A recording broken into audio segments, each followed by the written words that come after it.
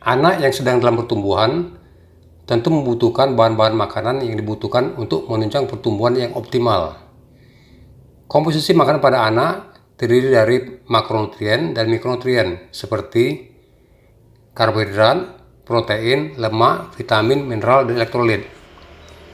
Timbul pertanyaan khususnya untuk sumber proteinnya. Apakah proteinnya dari hewan atau tumbuhan atau nabati? Mana yang terbaik? Ayo kita tanya ahlinya. Tonton video ini sampai tuntas agar dapat informasi yang lengkap dan jelas.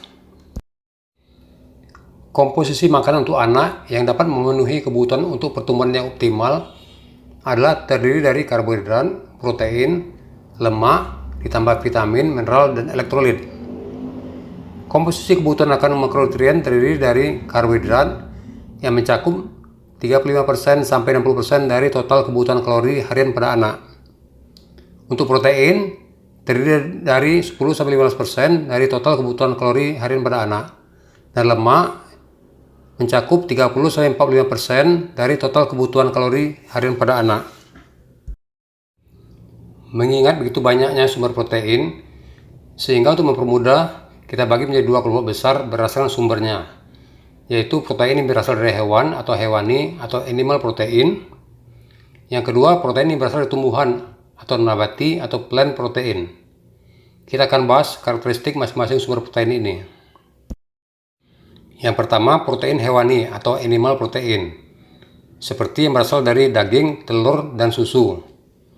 Protein hewani mengandung semua asam amino esensial yang dibutuhkan tubuh, seperti lisin, leusin, metionin dalam jumlah yang seimbang.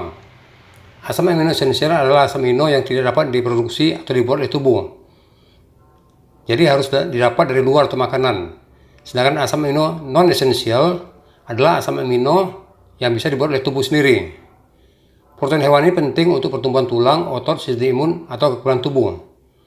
Protein hewani mudah dicerap dan mudah dicerna. Penelitian menunjukkan bahwa protein ini dapat memperbaiki tinggi badan dalam hal penanganan stunting atau perawakan pendek yang diakibatkan oleh gizi buruk yang telah berlangsung lama atau kronik. Sayangnya, protein hewani harganya lebih mahal. Protein nabati atau plant protein mempunyai karakteristik sebagai berikut, seperti berasal dari kedelai, tahu, tempe, atau kacang-kacangan, mengandung serat, antioksidan, vitamin, mineral, tapi rendah akan kolesterol.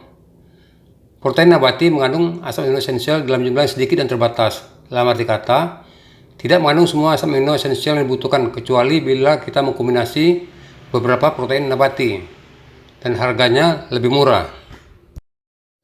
Tabel ini menggambarkan jumlah asam amino yang terdapat pada soybean atau kedelai dan asam amino yang terdapat pada daging. Terlihat di sini bahwa asam amino pada daging lebih banyak dibanding asam amino yang ada pada kedelai. Bagaimana pendekatan terbaik dalam memilih sumber protein pada anak? Dengan melakukan kombinasi sumber protein, diharapkan dapat memenuhi kebutuhan akan protein pada anak. Utamakan pemberian protein berkualitas tinggi, terutama pada anak di bawah 5 tahun, atau pada anak dengan risiko stunting atau malnutrisi.